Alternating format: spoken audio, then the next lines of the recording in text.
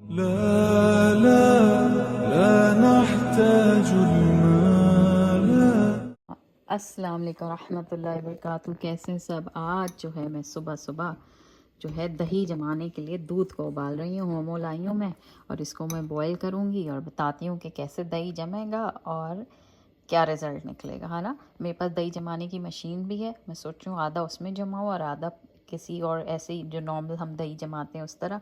दोनों का फ़र्क देखेंगे कैसा होता है। तो अब ये दूध उबल रहा है। लेट्स सी के इसके अंदर फिर मैं खूब बीटर करूँगी ताकि झाग बने। फिर इंशाल्लाह विल सी कैसे करते हैं। बिस्मिल्लाहिर्रहमानिर्रहीम। दूसरा मैं बना रही हूँ खुबानी। ये सूखी खुबानी है। इसकी चटनी बनाऊँगी। ये बहुत अच्छी, बहुत मज़े की बनती है समोसा और चीज़ों के साथ ना। ये रमज़ान में भी बड़ा मज़ा आता है और ये थोड़ी खट्टी सी खुबानी होती है। इसको और इमली के साथ मिला के मैं चटनी बनाऊँगी। तो पहले मैं इसको भिगो देती हूँ। वैसे रात में भिगोना चाहिए और दूसरे दिन तक ये अच्छी खासी फूल जाती हैं। लेकिन मैं अभी फ़ारिग हुई थी, आई थी घर, तो मैंने कहा मैं अभी भिगोती हूँ। इस वक्त 1 बज रहा है, तो रात तक मेरा ख्याल में 6-7 बजे तक मैं इसकी फिर चटनी बना लूँगी। ठीक है, तो इसको भिगो के रख देते हैं इंशाल्लाह और फिर देखते हैं क्या करना है। अच्छा जी, देखिए मेरा अच्छे से दूध उबल गया और अब मैं इसके अंदर ये ज़रा चला रही हूँ थोड़ी देर के लिए, क्योंकि मुझे इसके अंदर झाग बनानी है। जितना अच्छा झाग होता है ना, उतना अच्छा आपका दही बनता है। पता है आपको। I am trying to make some झाग इनटू दिस। और इसको मैं कूल डाउन करूँगी। अभी और बन रहा है। थोड़ी थोड़ी देर में मैं इसका झाग।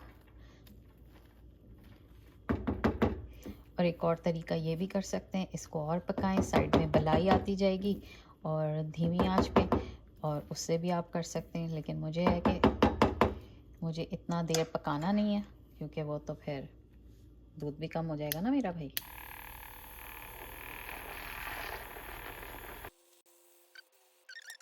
बिस्मिल्लाहिर्रहमानिर्रहीम। ये देखिए मैंने एक इसके अंदर, ये मेरा दही मेकर का बॉटल है, बॉक्स है, और ये एक प्लास्टिक का ऐसे ही है। तो दूध के अंदर मैंने खूब अच्छे से, ये देख रहे हैं, अब झाग बना लिया दोनों के अंदर।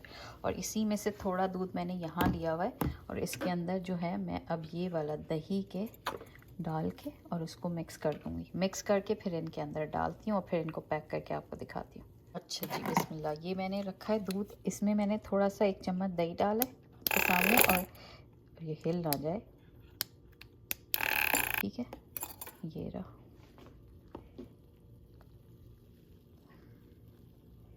इसके अंदर डाल दिया क्योंकि इसमें ज़्यादा चाहिए, और एक ये वाले में डाल दिया, ठीक है। दोनों में डाल दिया। अब हम देखते हैं दोनों का रिज़ल्ट क्या आता है। तो इस वाले को मैं इसकी मशीन में डाल के, अब मशीन निकालती हूँ, आपको दिखाती हूँ। और इस वाले को तो मैं ऐसे ही बंद करके और फिर किसी गर्म जगह रखती हूँ, ठीक है। हाँ जी, बिस्मिल्लाहिर्रहमानिर्रहीम। ये देखें, ये मेरे पास दही मेकर है। थिंक किचन से मैंने लिया था, और इसके अंदर मैंने ये डाल दिया है और मैं इसको इसके साथ बंद कर दूँगी और इसकी मैं सेटिंग कर दूँगी, ठीक है। हमारे रहे, ये मेरे पास पिज़्ज़ा का आटा पड़ा हुआ था। अब मैं बच्चों के लिए दोपहर में पिज़्ज़ा बना रही हूँ और मैं स्टैंड नहीं मिला मुझे कि मैं अपना कैमरा कैसे करूं। तो मैं इसको जब बेल लूँगी फिर मैं आपको दिखाती हूँ इसके ऊपर क्या क्या सॉसेस और क्या क्या डाल रही हूँ, ठीक है। बिस्मिल्लाहिर्रहमानिर्रहीम। ये आप देख रहे हैं मैंने पूरा पिज़्ज़ा जो है ना फैला लिया है। अब इसके बाद मैं क्या कर रही हूँ, मैं इसके ऊपर सॉस डाल देती हूँ, ठीक है। पिज़्ज़ा सॉस पूरा डालूँगी। मेरा वाइट सॉस आपको याद है मैंने बनाया था, ये मेरा वाइट सॉस बचा हुआ था। I am putting this white sauce.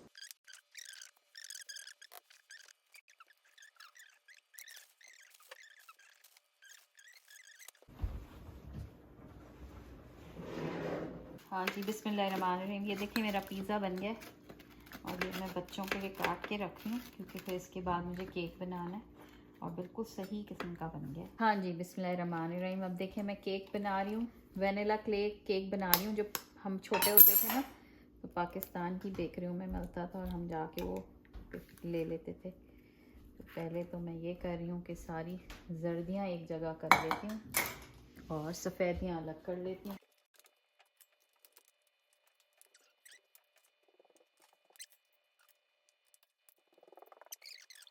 अब हम इसको बीट करेंगे अपनी सफ़ेदी को। अच्छा जी, अब देखिए मैं इसमें ये 1 कप के अराउंड चीनी भी डाल रही हूँ, ठीक है। अभी मैंने इसमें चीनी डाल दी और 1 ही कप इसके अंदर मैं ऑयल डाल रही हूँ और इन सबको अब ब्लेंड कर रही हूँ। 1/2 कप मिल्क डाल रही हूँ, फिर ब्लेंड कर रही हूँ। वनीला डाल रही हूँ। वालेकुम अस्सलाम। साथ ही मैं इसमें अब फिर मिक्स कर दूँगी। थोड़ा सा नमक डाल रही हूँ।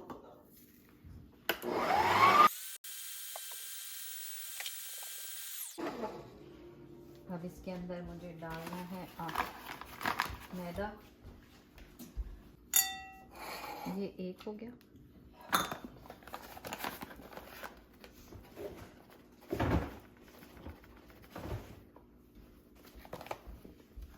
ये 2 हो गया।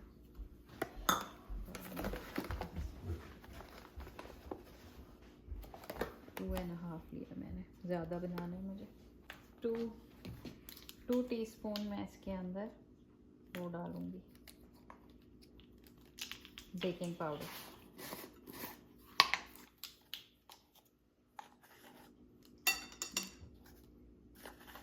मैं तो अंदाज़ों से केक बनाती हूँ, ये तो मुझे बताना पड़ रहा है। तो अच्छे से इसको मिक्स कर लें। इसको इसके अंदर फोल्ड करेंगे हम, थोड़ी सी देर और। अच्छा जी, अब इसके अंदर मैं डाल रही हूँ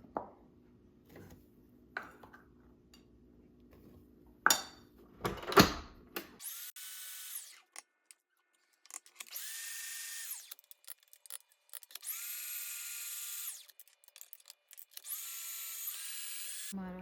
इसको एक दफ़ा मैं हाथ से करूँगी और फिर मैं इसको ओवन में डाल दूँगी। ठीक है, फिर आपको बताती हूँ कि बाद में क्या इसके ऊपर करना है। बिस्मिल्लाहिर्रहमानिर्रहीम। केक बेक हो गया। ये देखें, इससे अंदाज़ा हो जाता है कि जब आपका बिल्कुल सही से अच्छा बेक हो जाए। अब इसके ऊपर मैं सोच रही हूँ कि क्या आइसिंग करूँ, क्योंकि ये मैंने मस्जिद के लिए बनाया है। हमारी मस्जिद में कोई ना कोई सिस्टर लेके आती हैं, तो हम भी सब लेके जा रहे होते हैं कुछ ना कुछ। जी बिस्मिल्लाहिर्रहमानिर्रहीम। तो मैंने सोचा है कि मैं इसके ऊपर अनानास यानी पाइनएप्पल जो है ना, उसकी वो कर देती हूँ। बहुत सॉफ्ट केक है ये, और इसके अंदर अगर थोड़ा सा भी डाल दूँगी तो बड़ा अच्छा फ्लेवर सा आ जाएगा। और ऊपर फ्रेश क्रीम जो है ना, उसकी मैं वो कर दूँगी, तो I think it will be fine. फिर इसके पीसेस काट के और हम डाल देंगे अपने जो वो है। तो मैं इसमें थोड़ा सा पूरे में, ये देखें जज्ब हो रहे हैं ना।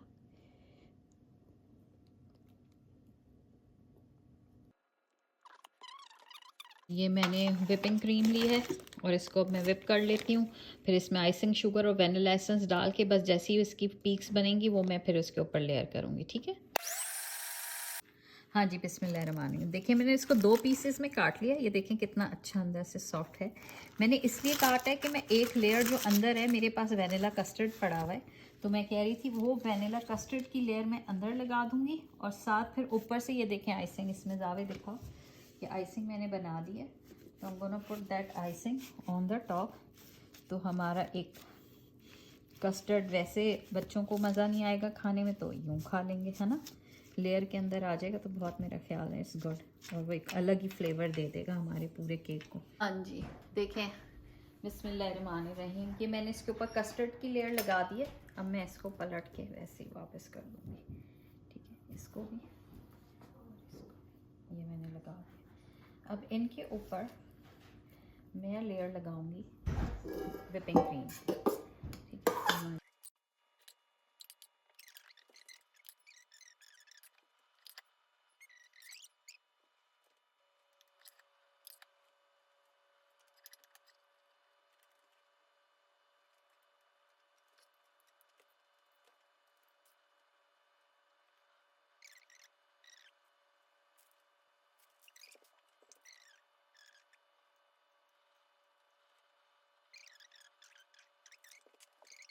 बिस्मिल्लाहिर्रहमानिर्रहीम। मैंने आपको कहा ना मैं घर से स्लाइस करके ले जाऊंगी, तो मैं इसके घर से ही करके ये बना रही हूँ स्लाइसेस, और मैं इनको फ्रिज में रख दूँगी।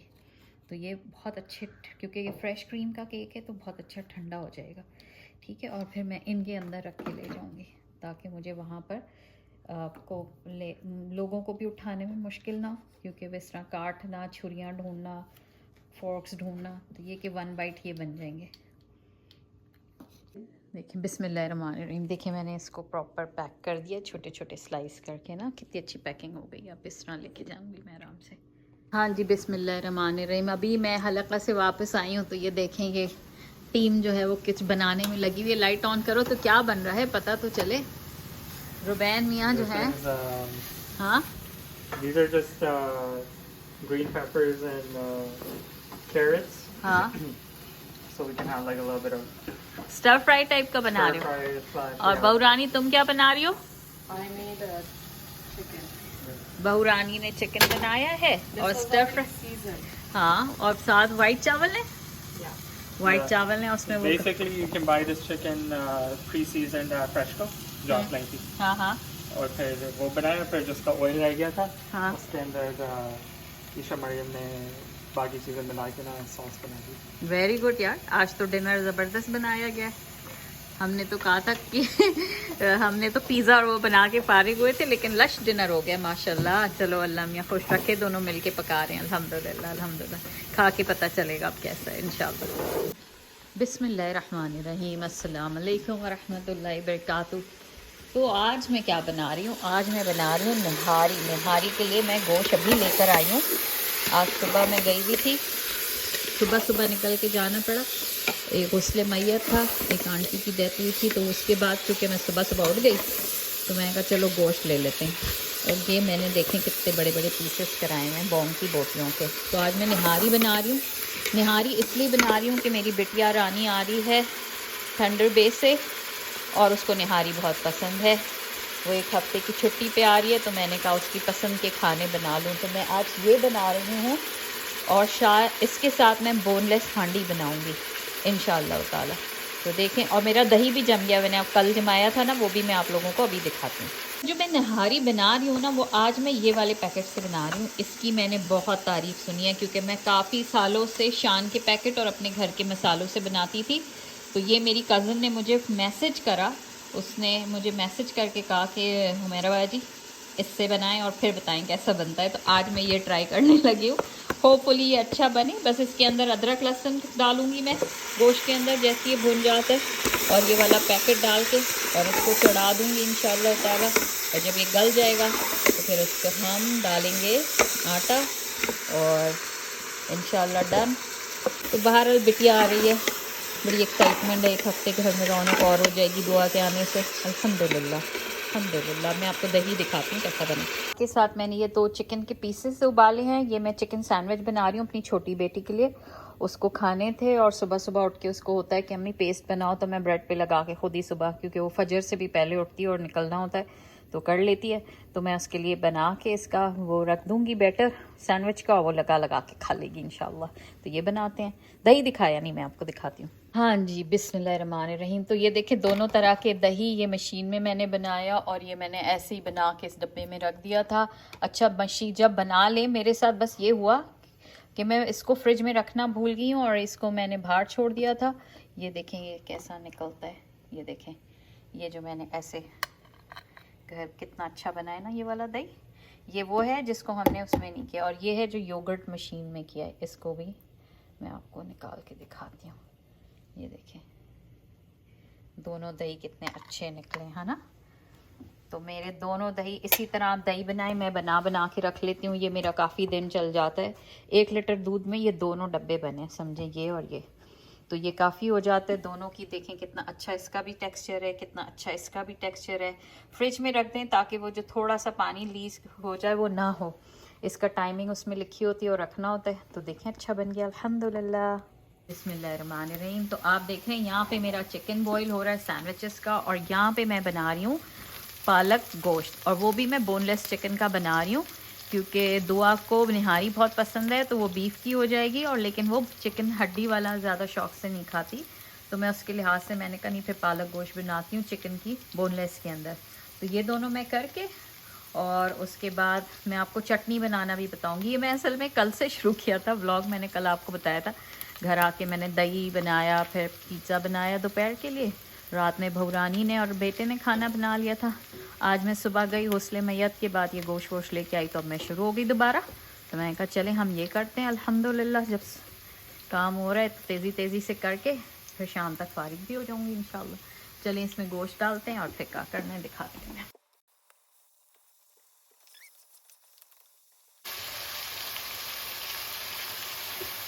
अदरक लहसुन डाल दिया मैंने, 1 चम्मच कोरिएंडर डाला मैंने, क्यूमिन डाला मैंने, लाल मिर्च थोड़ी कम डाल दी हूँ दमाग की वजह से।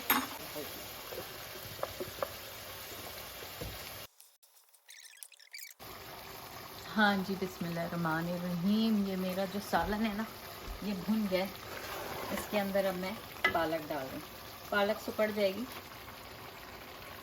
धोई है मैंने बहुत अच्छी तरह, सुकड़ती जाएगी और वो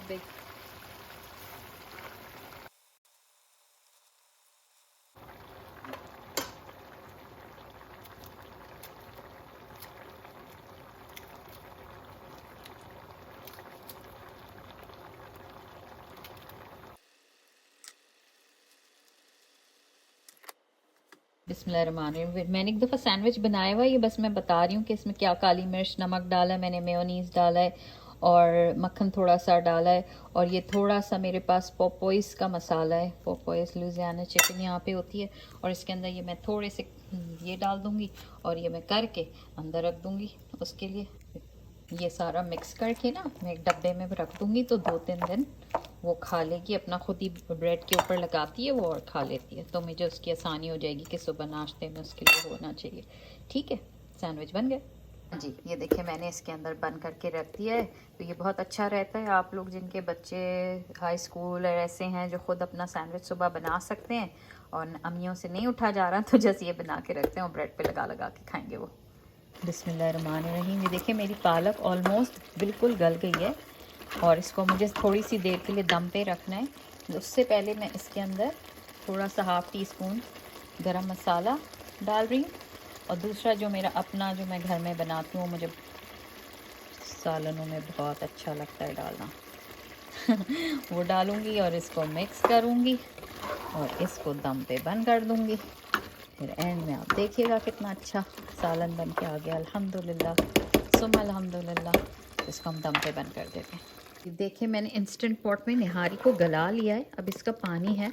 अब इसके अंदर मैं थोड़ा थोड़ा करके आटा डालूँगी और मिक्स करती जाऊँगी कि गुलकियाँ भी ना बने और सही से मिक्स हो जाए। फिर मैं इसको हल्की आंच पर ना इसी इंस्टेंट पॉट में पकने दूँगी। इसमें मैंने नलियाँ गूदा कुछ नहीं डाला क्योंकि दुआ भी नहीं खाती है शौक़ से वो, और मेरे बाकी बच्चे भी नहीं खाते। जो जैसा है ना सिंपल बिल्कुल बोटियों वाला उन्हें सालन चाहिए होता है। चलें इसकी फ़ाइनल शक्ल आपको दिखाती हूँ जब हो जाएगा पूरा। ठीक माने में अच्छा मैं आपको बताती हूँ। देखिए मैं चटनी बनाने लगी हूँ। मैंने खुबानी कल रात को भिगोई थी ना, दिखाया था आपको। तो मैं क्या करती हूँ, जब हरा धनिया लेती हूँ तो 4-5 गड्डी जो बंचेस लिए हैं उसकी मैं डंडियाँ नहीं फेंकती हूँ। इन डंडियों को मैं बहुत अच्छे से धोऊंगी और इनकी चटनी बनाऊंगी। कहीं कहीं इसमें पत्ते हैं और ये वाला धो के मैं छन्ने में डाल देती हूँ और जब इसका पानी पूरा हो जाता है तो फिर मैं जिप लॉक में रख देती हूँ। और फिर वो कैसा रहता है भी मैं आपको दिखाती हूँ। 1 हफ्ते पहले मैंने रखा है जो, ये देखिए ये जिप लॉक के अंदर मेरा हरा धनिया है और जब मैं इसको सालन में डालती हूँ तो ये बिल्कुल सही रहता है अल्हम्दुलिल्लाह। तो मुझे क्योंकि हम यहाँ रह रहे हैं तो हमें मुश्किल होता है ना जाना, तो इसको क्रश करूँगी और सालन पे डाल दूँगी। कलर भी देखें बिल्कुल सही है इसका अल्हम्दुलिल्लाह। 1 हफ्ता हुआ ऐसे। बिस्मिल्लाहिर्रहमानिर्रहीम। ये देखें मैंने कल खुबानियाँ भिगोई थी ना, काफ़ी फूल गई। अब इसके अंदर मैं ये डाल रही हूँ हरी मिर्चें और इसके अंदर ये मैं भर के लहसुन डाल रही हूँ। ठीक है, लहसुन से चटनी बहुत अच्छी हो जाती है। ठीक है, ये मैंने लहसुन डाला। इसके बाद इसके अंदर मैं डाल रही हूँ ये मेरा भुना कुटा जो मसाला होता है जो मैं बहुत पसंद करती हूँ, वो डाल रही हूँ। इसके बाद मैं इसके अंदर थोड़ा सा ज़ीरा अलग से डाल रही हूँ। फिर उसके बाद मैं इसमें लेमन डाल रही हूँ। लेमन नहीं है ये, नमक ना नमक डाल रही हूँ ये मैं डाल रही हूँ चाट मसाला उसके बाद जो है मैंने डालने हैं पुदीने। ये देखिए मैंने पुदीना बहुत अच्छे से धो के और फिर भी भिगोया हुआ था कि जो रही सही कसर है वो भी सारी निकल जाए इसमें से। पहले पुदीना करेंगे और जो मैंने हरे धनिया की डंठियाँ आपने देखी थी ना वो सारी भी करके ये मेरी चटनी बन जाएगी। अच्छा, इसको मैं अब ब्लेंड करती हूँ। और ये देखिए मैंने सीडलेस इमली भी डाल दी इसके अंदर, बस मुझे इमली पसंद है चटनी में तो मैंने ऐड करी। अच्छा हाँ जी, ये देखें चटनी मेरी बन गई। अब इसको मैं इसमें कर रही हूँ, कितनी अच्छी बनी है। मैंने इसमें ऊपर से लेमन भी डाल दिया, इतने मज़े की फीलिंग आती है ना लेमन चटनी के अंदर वो, और खुबानी का जो उसके अंदर फ्लेवर आएगा अल्हम्दुलिल्लाह। चले मैं सेट करके दिखाती हूँ आपको। इस साथ अब मैं ये फ्रिज का दही ठंडा हो गया पूरा, इसको भी लगाती हूँ। देखिए कितना अच्छा दही बना है, दिखाने के लिए क्या पीसेस कट रहे हैं। ये देखें माशाअल्लाह, है ना। आप घर में दही बनाएं क्यूट सा, होमो का पैकेट लें दूध का और उससे बनाएं, फिर सेट कर लें। बिस्मिल्लाहिर्रहमानिर्रहीम, अस्सलाम वालेकुम रहमतुल्लाहि बरकातहू। देखें बड़ा मज़े का दिन गुजरा मेरा। दही मैंने आपको दिखाया, दही बना लिया होममेड, बहुत ही अच्छा क्रीमी दही बना है। और ये हमारा पालक गोश्त बना है बोनलेस चिकन का, क्योंकि मेरी बेटिया चिकन बोनलेस खाती है शौक से। ये खुबानी की मैंने चटनी बना ली भिगो के, और ये हमारी निहारी बन गई। तो अब हमारे बच्चे खाएंगे और फिर हम एंड में कोई अच्छी बात करके अपनी वीडियो ख़त्म करेंगे। चलें, आपको पसंद आई हो तो बताइएगा। अस्सलाम वालेकुम वरहमतुल्लाहि वबरकातुहू। कैसे हैं आप सब? ठीक ठाक हैं अल्हम्दुलिल्लाह, मैं भी बिल्कुल खैरियत से हूँ। बच्चे गए हुए गई सारे, दुआ आ गई ना माशाल्लाह से, 6 दिन के लिए आई है बिटिया रानी। जुमरात को उसकी वापसी होगी, तो बस आजकल उसी थकन उतारी थी। बच्चों ने भी खाना वाना खिलाया सबने, और अब सब निकले हुए अपने दोस्तों में मिलने के लिए। अब जो रोज़ वो आई हुई है थोड़े दिन के लिए, तो उसकी पसंद के खाने बनाऊंगी ये सोचा है। बड़ी पसंद आई उसको निहारा। अब मैं बाकी बताऊं, बहुत अच्छी बनी। बताएं दिल्ली निहारी से बहुत ही ज़बरदस्त बनी अल्हम्दुलिल्लाह। सबको बहुत पसंद आई, सब ने माशाल्लाह शौक़ से खाया, अल्लाह का शुक्र। 2 दिन के अंदर बना मेरा ये व्लॉग। दही से शुरू किया था, चटनियों से रही। अच्छा, अब ये लास्ट बात में ना पता नहीं क्यों मेरा ख्याल आ रहा था कि क्या बात करूं, तो मैंने सोचा रमज़ान भी आ रहे हैं, तो मैंने कहा कि क्या करना चाहिए। तो मैंने बुक खरीदी है, मैं आपको ये बुक दिखाती हूँ। ये मैं पढ़ रही हूँ, ये मैंने बुक ली है, सीरा है प्रॉफेट सल्लल्लाहु अलैहि वसल्लम डॉक्टर यासर कादी की। उनका मैं वैसे भी देख रही थी सीरा का, तो मैंने कहा ये बुक ही ऑर्डर कर लेती हूँ। मेरे पास आई, बहुत अच्छी बुक है। अच्छा, और पढ़ने का पता है क्यों हुआ, सीरा पढ़नी क्यों चाहिए, आप लोग से भी क्यों बता रही हूँ कि जो थोड़ा थोड़ा हर वीडियो के एंड में ना थोड़ा सा हम बात करते हैं प्रॉफेट सल्लल्लाहु अलैहि वसल्लम की। सीरा जो है हम प्रॉफेट सल्लल्लाहु अलैहि वसल्लम की क्यों सुन रहे हैं, तो देखें वो मैं इसलिए भी कह रही थी कि मुझे हुआ कि मैं आप लोग से डिस्कस करूं कि सुबह उठने से लेकर रात के सोने तक हम जो भी काम कर रहे हैं हम नबी सल्लल्लाहु अलैहि वसल्लम की सुन्ना ही से कर रहे हैं। जब हम सुबह उठ रहे हैं, आँख खुल रही है और हम नबी की सुन्ना को पढ़ रहे हैं, और रात सो रहे हैं तब तक पढ़ रहे हैं, तो हमें उनका पता होना चाहिए ना कि हम वो हैं कौन। हम उन्हें इतनी हर चीज़ में उनको क्यों एम्यूलेट कर रहे हैं या इमिटेट कर रहे हैं, क्यों हम उनके इत्तबा कर रहे हैं ना, तो ये हमें पता होना चाहिए। तो हम जब उनको जानेंगे ही नहीं तो हमें उनसे मोहब्बत कैसे होगी। फिर हम उनको कहते हैं ना, रोल मॉडल होना चाहिए किसी को फॉलो करने के लिए, तो वो रोल मॉडल होने चाहिए ना हमारे। तो जब कोई रोल मॉडल होते हैं तो हम उन्हें फॉलो करते हैं, उनके मुतालिक जानने की कोशिश करते हैं, है ना। तो मैंने सोचा चले हम लोग थोड़ा थोड़ा सीरा के ऊपर शुरू करते हैं। मैंने बचपन में स्कूल में पढ़ी थी, फिर उसके बाद जब मैंने अपना कोर्स किया तब पढ़ी थी, फिर अभी कुछ साल पहले, और अब मैंने दोबारा, तो रिवीजन ही हो जाता है।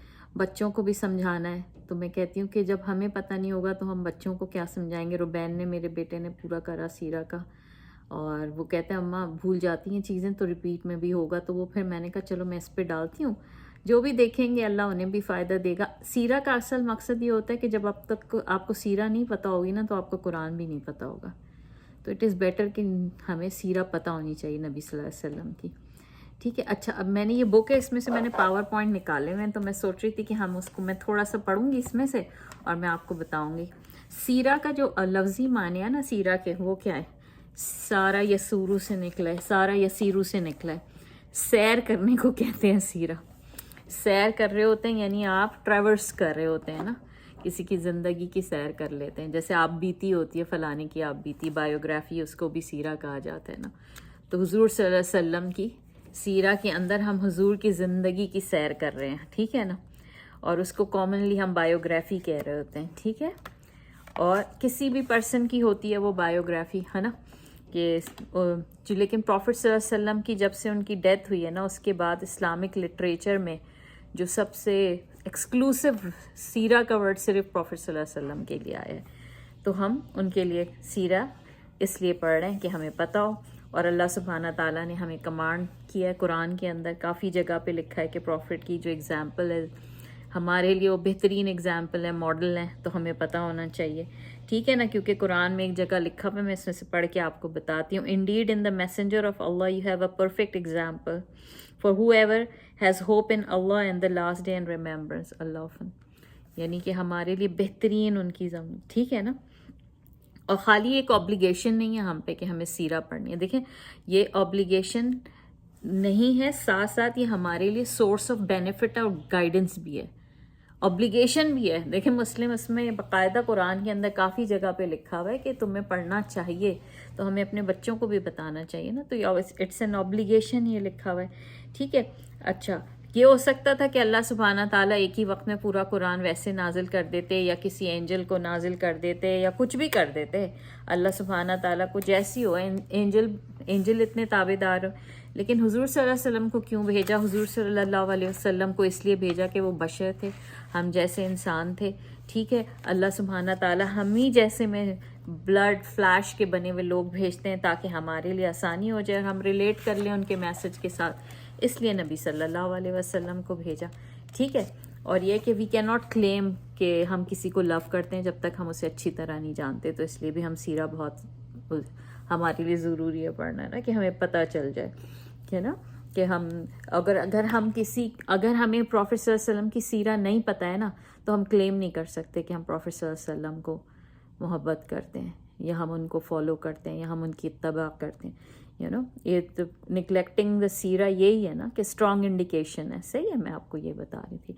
अच्छा, उसके अलावा इसके अंदर क्या है, कुरान को समझने के लिए सीरा की ज़रूरत है, क्योंकि कुरान की बहुत सारी सूरतें जितनी भी हैं वो किसी ना किसी कॉन्टेक्स्ट में नाजिल हुई हैं ना। जैसे सूरह आल इमरान है, उसके अंदर ग़ज़वा उहद की बात हो रही है, सूरह नूर है, उसमें इफ़्क की बात हो रही है, सूरह तहरीम है, उसके अंदर हुज़ूर सल्लल्लाहु अलैहि वसल्लम ने एक शहद की टाइप को अपने ऊपर हराम किया था, उसके मुतालिक बात हो रही है। यानी डिफरेंट जो हुजूर के ज़माने में चीज़ें हो रही थी। जैसे सूरह मुज़म्मिल है, हुजूर पे नाजिल हुई कि उठें आप, है ना, इक़रा है, क्योंकि वही पहली वही वो आई थी। तो कॉन्टेक्स्ट पता होता है ना, तो इसलिए सीरा को पढ़ना बहुत ज़रूरी होता है, ठीक है। तो सीरा जो है it is a pre requisite of learning about understanding the Quran, ठीक है। उसके बाद अब क्या है इसके अंदर फर्दर, मैं थोड़े ना वो बता रही हूँ कि पॉइंट्स बस हाईलाइट छोटे, क्योंकि बहुत ही कम छोटी सी वीडियो बनानी है मुझे, तो मैंने कहा चले तो ये पता हो जाएगा। और जब आप प्रॉफिट की, यानी कुरान के अंदर इसमें लिखा है, it is also outlines the methodology and blueprint for any Nations revival, इसलिए भी बहुत ज़रूरी है, ठीक है ना। अच्छा, इससे क्या होता है कि प्रॉफिट सल्लल्लाहु अलैहि वसल्लम को प्रीवियस नबियों की भी स्टोरीज इसी कुरान वही के ज़रिए अल्लाह सुब्हाना ताला ने बताई, और बताई तो इस तरह बताई कि वो नबी भी उस वक़्त मुश्किलों का शिकार हुए, उनकी कौमों ने भी उनके साथ जुल्म करे, कई नबियों को शहीद करा गया। तो रीअश्योरेंस देने के लिए प्रॉफिट सल्लल्लाहु अलैहि वसल्लम को, कि वो रिलेट कर सकें कि जी खाली आपके साथ नहीं, पिछले नबियों के साथ भी है, तो उससे ईमान की कैफियत को बढ़ाने के लिए होता है ना। तो हमारे लिए भी होता है कि जब हम कुरान या सीरा को पढ़ रहे होते हैं तो हम सोचते हैं, जैसे अब गज़ा में ही है परसिक्यूशन, तो अभी भी हुई है परसिक्यूशन, तो उस ज़माने में भी हुई थी ना, उस इब्तिदा के कुरान के ज़माने में। तो एक वो मिलता है कि नहीं, अकेला मुसलमान अभी परसिक्यूट नहीं हो रहा, उस ज़माने में भी हुआ था, लेकिन अल्लाह ने फिर फ़तह ही दी थी। इंशाअल्लाह ताला यहाँ भी फ़लस्तीन में इंशाअल्लाह फ़तह हो जाएगी, ठीक है ना। अच्छा, और क्या है इसके अंदर के एक तरह का हुज़ूर की ज़िंदगी भी एक मौजज़ा है और कुरान भी एक मौजज़ा है, ये समझने की बात है इसके अंदर, ठीक है। अच्छा, इसमें अर्लीस्ट जनरेशन इस्लाम जिन्होंने वो टीच द सूरा, उसके अंदर कौन थे? Ali Ibne Hussain, the great grandson of prophet सल्लल्लाहु अलैहि वसल्लम, ठीक है। जिन्होंने पढ़ी थी। अली, हज़रत अली के बेटे हुसैन, हज़रत हुसैन के बेटे हज़रत अली, यानी ग्रेट ग्रैंड सन थे। ही स्टार्टेड, और वो ये कहते हैं कि हमने अपने बच्चों को इस तरह सीरा पढ़ाई जैसे हम उन्हें कुरान की तालीम देते थे। तो देखें कितनी अहमियत हो गई सीरा को पढ़ने की। आप खाली कुरान नहीं पढ़ा रहे, आपको सीरा भी पढ़ानी है, तभी आप कुरान को समझ आएगी। ठीक है ना, समझना पड़ेगा। अच्छा, अब प्राइमरी सोर्सेज क्या होती थी सीरा को समझने की? सबसे प्राइमरी सोर्स क्या है? कुरान। आप कुरान को तर्जुमे से पढ़ें, उसके अंदर सारे किस्से हुजूर सल्लल्लाहु अलैहि वसल्लम की ज़िंदगी के, तो आपको पहली सोर्स कुरान मिल रही है कि वो बता रहे हैं। एंड द कुरान जो है ना, it was revealed during the time of सीरई के ज़माने में ना, उसी ज़माने में जो टाइम था उसके अंदर, और वो तमाम इवेंट्स जो प्रॉफिट सल्लल्लाहु अलैहि वसल्लम की ज़िंदगी में गुजरे वो भी सारे उसी के अंदर चल रहे होते। ठीक है, और जो है दूसरा, कुरान को समझने के लिए भी सीरा की ज़रूरत है। ठीक है ना, Quran is needed for that. तो ये मैंने पहले भी बताया था, दोबारा। अच्छा, सेकंड सोर्स क्या है? हदीस। हदीस जो है ना, the second prominent source of सीरा इज हदीस। हदीस is the narrations reporting the speech, the action, 2, 3 और टेसिट अप्रूवल। एक होती है कौली सुन्ना, एक होती है फ़िअली सुन्ना, और एक होती है तकरीरी सुन्ना।